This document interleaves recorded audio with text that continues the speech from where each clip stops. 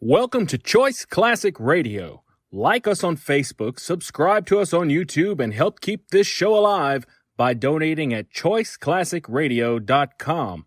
For more of your favorite old-time radio shows, join us on our companion podcast, Choice Classic Radio Detectives, where we bring to you tales from the greatest detective shows the golden age of radio had to offer.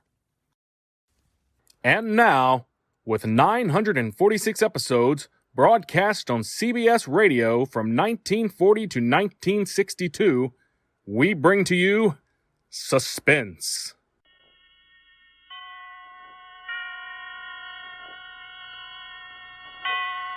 Roma Wines present Suspense.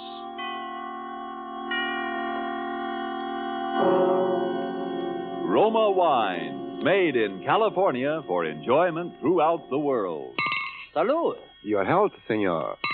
Roma Wines toast the world. The wine for your table is Roma Wine, made in California for enjoyment throughout the world. This is the Man in Black, here to introduce this weekly half hour of Suspense. Tonight from Hollywood, we bring you Mr. Orson Welles. Mr. Welles will appear as star of the suspense drama called The Dark Tower, from the play by George S. Kaufman and the late Alexander Woollcott. But before we raise the curtain on this evening's tale of suspense, here is a message from your host, the Roma Wine Company of Fresno, California. Let us picture a scene in the fashionable restaurant El Patio in Havana, Cuba. From the next table, we hear a Cuban judge of fine wines describe in glowing terms the wonderful climate and soil of our own California. When his American guest points out that his Cuban host has never been to the United States, the Cuban answers, "Well, it's true I've never visited your California, but from only such perfect wine country could come sherry of such superb quality as that we have enjoyed, Roma California Sherry." Yes, by their example, wine connoisseurs of many other lands tell you that in Roma wines are all the great qualities that must be present in a wine for great enjoyment. It's for this reason these wine experts of other lands import Roma wines from great distances to be enjoyed as a rare luxury. But for you, this luxury of other lands becomes a daily pleasure, because you can enjoy any of Roma wine's many different taste-appealing wine types without additional charge for import duties and expensive shipment from great distance. These two great Roma wine features, superb quality and small cost, have made Roma wines America's largest selling wines. I'll spell out the name for you. R-O-M-A, Roma Wines, made in California for enjoyment throughout the world. And now with The Dark Tower, and with the performance of our star, Orson Welles, as that noted actor, Damon Wellington, scion of the celebrated royal family of stage and screen, we again hope to keep you in suspense.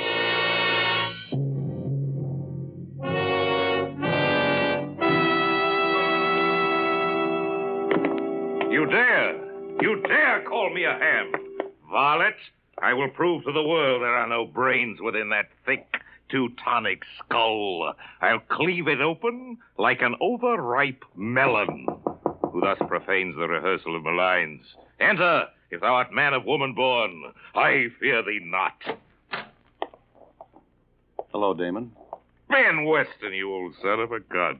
I heard you were back from the coast. What news in the Rialto from that cesspool of the arts known as Hollywood? Have they turned my picture to the wall at the Brown Derby yet? No, it's still there. I despise myself for wanting to know, of course. It's marvelous to have you back, Ben, old boy. Seen Jessica yet? Yes, I've seen her. Isn't she looking fine? Feeling better than she has for years, I think. You got a great thing in this play, Ben. Changed quite a bit from the original, of course. Sort of a satire on the family. Perhaps it might be more dignified to say that the family is a satire on the play. Yes, I heard about it. For instance, those lines you heard me declaiming as you entered actually happened to me once, you know. That German, what's-his-name, who directed Macbeth, he called me a ham. And I chased him out of the theater, and for 4 city blocks, in full costume, with a two-edged sword. Damon. There's a little thing I like in the second act, too. Jessica asked me why I don't stop drinking, and I say, what? Would you have me subsist entirely on food and reach the gargantuan proportions of an Orson Welles? That ought to needle a boy wonder. Hey, Ben? Damon, can't you stop clowning for a minute? Of course I can. Oh, what a rogue and peasant slave. Damon, please. Please be serious. What's the matter, old man? You know as well as I do what's the matter. No, frankly, I can't say that I do. To me, the world looks rather well. Does it? And Jessica feeling better than she has for years. Is she? Well, isn't she? Of course not. How could she be? And why shouldn't she be? Damon, don't you realize there's been a murder? Well, to be sure, so there has, and a good thing, too, if you ask me. What of it? What of it? Can't you see the thing is hanging over this house like a curse? I hadn't noticed anything hanging over this house, profane or otherwise. And what about Jessica? Oh, I suppose it's bound to upset her a little, but she's really in fine shape, Ben. He's going to be marvelous in this play. There's more at stake in this than a play, Damon. The thing has never been solved. Perhaps it never will be. Perhaps that's just as well. But Jessica can't remember, don't you understand, Damon? She can't remember. Well, then, Jessica can't remember. Listen to me, Damon. I wouldn't mind it if it was just that other people thought she might have done it, but they would do that anyway. But she does. Oh, come on, Ben. I don't believe it. I've talked to her, Damon. I know. Oh, I Damon, see. I love Jessica more than anything else in the world. You know that. Yes, Ben, I do. But this way, I couldn't. You couldn't marry a murderess. I just think it'd be rather exciting. Now that you mention it, I rather wish I had. Instead of some of those I did marry. Damon. I'm sorry. Pretty serious to you, isn't it, old man? Did you think it wouldn't be? Well, to tell you the truth, Ben, I hadn't thought about it at all. That's the trouble with being an actor. As long as your part's good, you don't give a hang about the rest of the play. You told Jessica? Yes, we had a long talk. How did she take it? You know Jessica. She carried it off, of course. But... Ben, you know, in spite of all our histrionic bickering, I'm rather nuts about Jessica myself. I know you are, Damon. I have no very fundamental objections to you, either. I would describe you, my dear Benjamin, as adequate. Thanks. So I think perhaps you and I'd better have a nice, long, heart-to-heart talk. What good will talking do? I think if you'll do the listening and let me do the talking, you'll see. Lend me your ears. I will a tale unfold.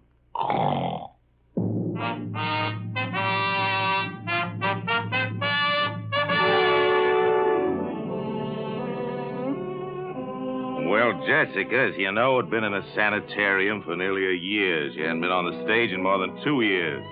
The Dark Tower was to be her first attempt to work again. All that time. I know it isn't the greatest play in the world, but it has a surefire box office appeal. Jessica needed that to get her confidence back. Well, we were just polishing up a few last-minute changes here at the house. David Torrance, the producer, you know, he was there with us. And, of course, there are the usual little differences. And another thing, Damon. When you kick me in the middle of the second act... Where? You know perfectly well where.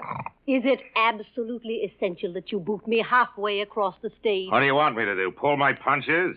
That's one of the high spots in the show. It may be a high spot to you, darling, but it's just a black and blue spot to me. Very well. Henceforth, I shall appear for the second act on crutches. You know, Uncle David, that's not a bad idea. Oh, now, Damon, let's be serious. There's a lot of work to do. I'm quite serious. I could throw him at her. You might try throwing me a cue once in a while. The use of having a play if you just make up the lines as you go along. The critics thought my ad-libbing very witty, remember, dear? Oh, Damon, you're such an insufferable ham. A ham? A ham? Me? A ham? Now, children, please. I fail to see why I should permit that little minx to insult me with impunity, David. How dare you speak to me that way? You started it. I did not. You started. You called me a ham. You are ham, ham, ham. Minx, minx, minx! Stop that brawling. But soft. What light through yonder window breaks? It is the east, and Martha is the sun. I quite agree. What? That you're a ham. Gad, I am beset by harpies. David, haven't you any control over these hirelings of yours? Oh, I'm only the producer, my dear Martha. You at least are a member of the family. And you at least can quit? We're terribly sorry, Aunt Martha. We've been a nuisance, I know, and I apologize. Damon, I even apologize to you. Don't be silly, Jess. I've been much the worst, I know, but I've really been terribly keyed up working again, and you know, Ben is coming east for the opening. Love rears its ugly head. Don't be hurried, Damon. It's all right. I couldn't even be angry if he was. Anyway, I'll have a husband to protect me by this time next week. I can lick him with one hand tied behind me. Damon, seriously, I know I owe you an awful lot. Me? I hadn't actually realized how far I'd gone. These last 6 months have been like coming alive again. The play and Ben.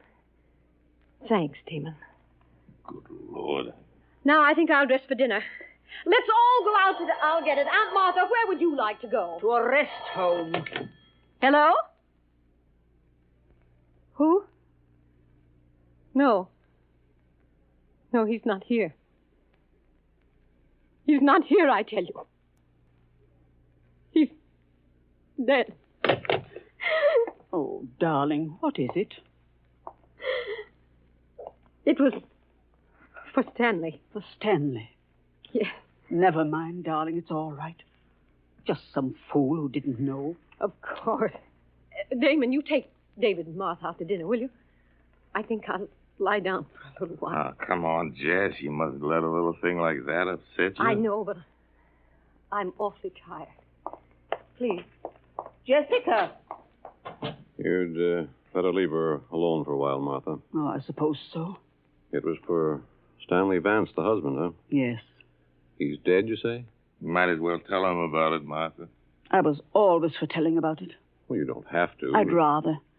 He was the cause of her breakdown, of course. Should have been an actor. That's why Jessica married him. She married him because he forced her to marry him. Ah. He controlled that girl's mind like some sort of fiendish My hypnotist. dear Martha, I've always said that if Jessica was fool enough to marry a psychoanalyst... Damon, stop playing the heartless brother. You saw what Stanley did to her. I was in Hollywood. Perhaps that's why Damon went to Hollywood, huh? Well, what could one do? She was legally married to the man. She'd listen to no one but him. Here's what happened, David. She went to this fellow to be psychoanalyzed, and in the process, something happened. I don't know what it was, but Vance acquired a power over Jessica's mind that was utterly inhuman. He married her quite frankly to have her support him. Then he found he'd overplayed his hand and sent her into a complete mental collapse. When he found he couldn't snap her out of it, and she was no longer a source of revenue to him, he simply decamped. You say Vance is now dead? We heard the happy news about 6 months ago. Some public benefactor had shot him. I've always meant to look that fella up. From that very day, she began to get better. From the moment she heard the news, it was as though a spell had been lifted.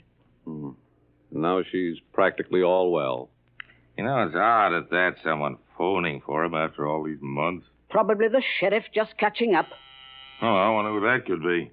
Damon, you don't suppose... I'll go. It may be a peasant with a petition. Good evening. My dear Martha, you are positively psychic. The Honorable Stanley Vance. Thank you. I trust the shock will not be too great. One knoweth not the place, nor the hour when the bridegroom cometh, does one? My luggage will be here shortly. Listen to me, Stanley Vance. Good evening, Martha. I regret to arrive so unceremoniously. I have been ill. So we have been told. We have been assured, however, that your illness was fatal. Damon, I thought Stanley. Jessica, my poor, poor darling. Stanley. Oh, but you're ill, my dear, aren't you? You're ill. You should be resting. You're tired and exhausted, aren't you? Terribly, terribly tired. Yes, I am tired. Oh, great. Terribly tired. I'll take you up to your room, darling. I take it we still have the same room, Martha. Listen to me, Stanley Vance. The poor girl, you can see how weak she is. If you think you're going to stay under this roof for a single minute, get out! Very well. Get out! Very well, if you insist on being inhospitable, Martha. You'll pack your things, Jessica. We'll go to an hotel. Yes. Yes, Stanley. Jessica. But I'm so tired. Will you help me, Stanley? Of course I will, my dear. Come along. Stanley. Yes, Martha? All right, Stanley. You win. You're asking us to avail ourselves of your hospitality, Martha. Yes, you can stay. That's very sweet of you, Martha. Isn't it, darling? Yes. Yes, Stanley. But somehow, someday, there'll be a time of reckoning for you, Stanley Vance. And until it comes, keep out of my sight. The pleasure will be all mine. Come, darling. We'll go to our room now. Yes, Stanley. Damon. Yes, my aged auntie. Damon, what are we going to do? I don't know what you're going to do, Ducky. But I'm going down to the Lambs Club and have a quadruple scotch and soda.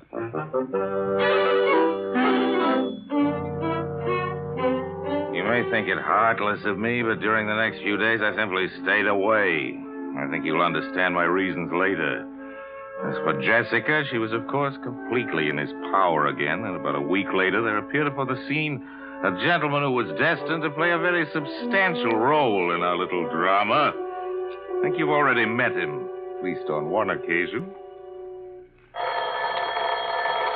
I'll get it, Jessica, darling. Hello? No, Mr. Damon Wellington isn't here. Can I take a message, please? Mr. Max Hartsfeld. Hartsfeld. I'll tell him you called, Mr. Hartsfeld. I really couldn't say. Well, you can come up and wait if you like, of course, but I can't promise he'll see you. Very well, goodbye. Jessica, Yes, Stanley. do you know any friend of Damon's named Max Hartsfeld? No, Stanley. He seemed extremely eager to see him. He said he'd come up here and wait. Oh, I see. It's no matter. Tell me, darling, have you been feeling a little stronger these last few days? Yes. I think perhaps I am, Stanley. But of course you're not ready to go back on the stage again, are you, darling? No. Of course not, Stanley. Poor darling. No more love, no more. Well, my little lovebirds, how are you two? How are you, Jessica? A little stronger, I think. Am I a little stronger, Stanley? Of course you are, my dear. Jessica, I think you'd better leave us now. There's something I want to talk over with Damon. Yes, Stanley. I'll see you again very shortly, darling. Yes, Stanley. Well, Damon, I've been wanting to talk to you for some time. Really, I wish I could say the same.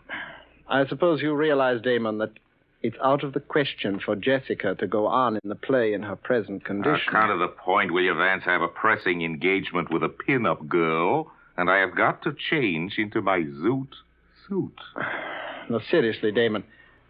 I know that you somehow connect me with Jessica's condition. By an odd coincidence, I do. What of it? I know it would make you and everyone very happy if Jessica could go on in the play. Aha, the light at last illuminates my addled wits, so it's a shakedown. A shakedown, is it, Stanley? My dear Damon, I really don't know what you're talking about. Look here, my larcenous in-law. I've been shaken down by experts on every conceivable count, including the Mann Act in my time, and I can smell 'em a mile away.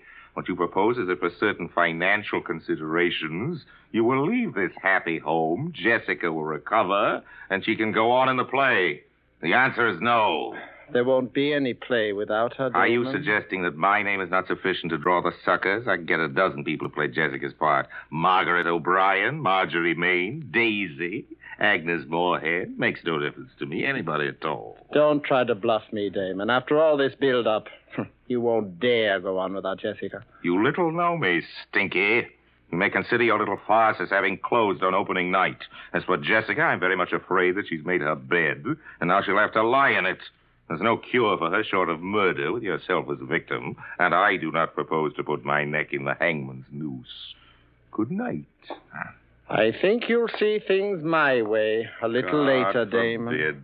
By the way, did I have any calls? Oh, yes. Max Hartsfeld called. Max Said he was coming up here to Hartsfeld. wait for you. Good heavens, when? He's on his way now, I imagine. Look, Tell him I'm out. Will you? Going to Hollywood or something? Fella's been pestering me all week. Wants to buy into the show, and I simply don't want to see him.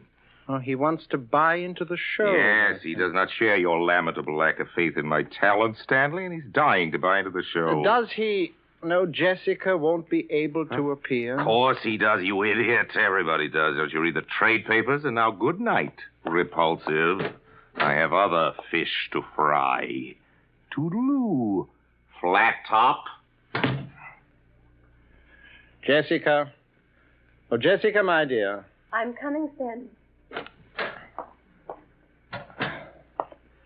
Tell me, Jessica, The Dark Tower, the play you are going to appear in with Damon, you have an interest in it, don't you? Yes. Yes, I think I do. An equal interest with Damon? With Damon, yes. How much do you suppose that interest is worth, Jessica? $100,000, I think. $100,000, huh? Yes, that was it. Have you thought about what you're going to do with it now that you can't appear in the play yourself? No, Stanley, I haven't. You see, I'm not at all sure the play will be a success without you, Jessica. I don't know, Stanley. And so it might be wise to sell your share of it before it opens. Don't you agree, Jessica? Yes. Yes, I do agree. And, Jessica, if I could find a buyer, and I think perhaps I can, it might be best if I were to handle the details for you. Don't you think? Yes, Stanley. You handle it. The fact of the matter is, there's a man coming up here this evening, a friend of Damon's, Max Hartsfeld. Do you remember I asked you about him? Yes. Won't be any trouble to you, darling. All you'll have to do is sign the necessary papers. Oh. Excuse me. Is this the residence of Mr. Damon Wellington? Mr. Hartsfeld? Yes. Oh, come in, please. Thank you. Mr. Wellington is at home? No, and we don't expect him, but he's discussed with me the reason for your visit, and I think perhaps you and I can reach a satisfactory agreement. And you are... Stanley Vance. I'm Miss Wellington's husband. This is my wife. How do you do? How do you do? I beg that. Sit down, please, Mr. Hartsfeld. May I have your hat and coat? Thank you. And your gloves, please. I'm sorry. It's eccentricity. Perhaps I always keep them on. Oh. Now, Mr. Hartsfeld, Damon tells me that you wish to buy an interest in the new Wellington play, The Dark Tower. Yes, I've been seeking an interview with Mr. Wellington. Yes, so he's told me. However, Damon has very definitely made up his mind not to sell any part of his interest in the play. You are sure of this, Mr. Vance? Oh, yes, quite sure. I had a long talk with him about it only this evening. I see. I will not conceal from you that this is a source of great disappointment to me, Mr. Vance. I have such a deep admiration for the talents of Mr. Wellington. I've ventured in a few previous theatrical enterprises. Now, at last, I hope... I quite understand your feelings, Mr. Hartsfeld, and I think that I may be able to help you. Yes? Yes. You see, Damon owns only half of the Wellington interest in the play. My wife, Miss Jessica Wellington, owns the other half. And we, if the offer were sufficiently attractive... Indeed. You are willing to sell, then, Miss Wellington? Yes, whatever Stanley says. Good. Then perhaps we should get down to details, huh? Yes, Mr. Vance. And Miss Wellington, I'm afraid you will think me very rude. Not at all. What is it? Since the talents of Miss Wellington's brother must be considered the very essence of our bargaining, and since you are acting as her agent in any event, I wonder if she would forgive me if I asked that you and I conclude this part of our business alone, Mr. Vance. Oh, of course. Jessica will understand perfectly. Won't you, my dear? Yes, Stanley. Run along then, darling. I'll call you when we need you. Yes, Stanley. Now, Mr. Vance, I imagine you will wish to know a little more about the man with whom you are dealing. Here's my card. I'm staying at the Waldorf. I've written the room number on the card for you. Oh, there's no need, really. Yes. But before we discuss terms, there is one other thing. Yeah? I wonder... You do not know me, do you, Mr. Vance? Know you? You do not know why I've been looking forward with such pleasure to an interview with you? Alone. I know. It's very simple. It's very simple, really, Mr. Vance. It's just that I'm going to kill you. To kill me? Really, Mr. Hartsfeld? With these two hands. And before you die, I want you to know the reason. Jessica. No. No.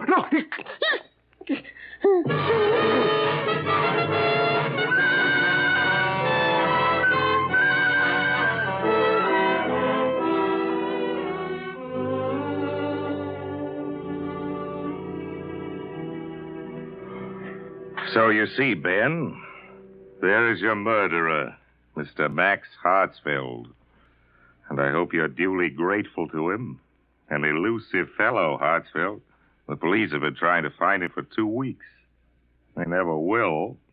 Left no fingerprints, you see. He always kept his gloves on. It's an eccentricity. Damon. An eccentricity. Wait a minute. Do you mean you? My dear Muttonhead.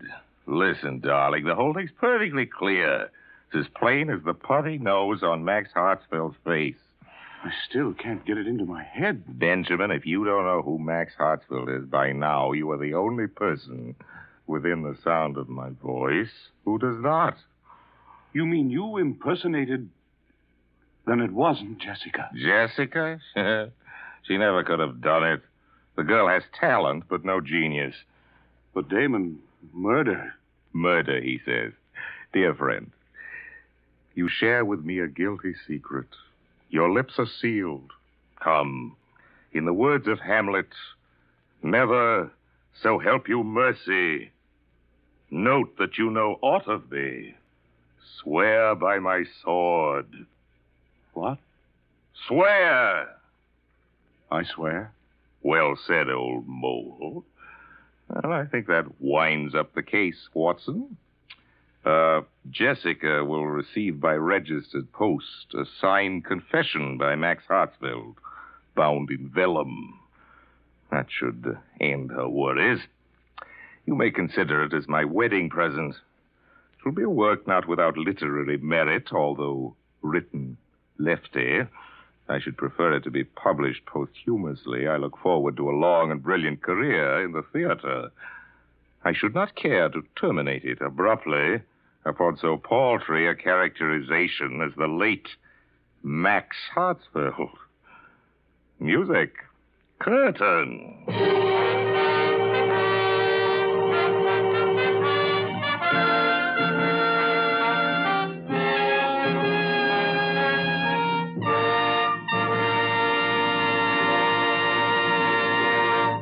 And so closes The Dark Tower by Alexander Woolcott and George S. Kaufman, and starring Orson Welles. Tonight's tale of Suspense. Suspense is produced and directed by William Spear. If we could bring to this microphone a man typical of all Roma wine dealers, this is what he might tell you. I sell a lot of the good Roma wines. They are, you know, America's largest selling wines. My Roma wine customers, I've noticed, are sociable people who enjoy entertaining friends. Talking with me, they give a lot of credit for the success of their entertaining to the enjoyable Roma wines they serve. They're thrifty people, too, these buyers of Roma wines. What else could offer so much enjoyment for so little cost? Only pennies a glass by actual check. Now, that doesn't leave much for me to add, except this, perhaps. If you are not already one of the millions enjoying Roma wines regularly, make your own taste test of any of Roma wine's many different taste-delighting California wine types, such as the delicious tangy Roma Sherry, or the hearty Roma Burgundy, or the sweeter, heavier Roma Port, and discover for yourself why Roma wines are winning international praise voiced in this phrase: Roma wines are truly magnificent. Let me repeat the name: R-O-M-A, Roma wines, made in California for enjoyment throughout the world. This is Orson Welles, ladies and gentlemen. Next week's Suspense will, as is its policy from time to time, do the unexpected in the way of casting. Because you're going to hear the country's leading comic juvenile, Mr. Eddie Bracken, as a dramatic actor. I look forward to hearing that. I know you do, too. Insure your baby's future by insuring your country's future. Buy war bonds for your baby today. Don't forget then, next Thursday, same time, you will hear Eddie Bracken in Suspense. Presented by Roma Wines. R-O-M-A. Made in California for enjoyment throughout the world. This is CBS, the Columbia Broadcasting System.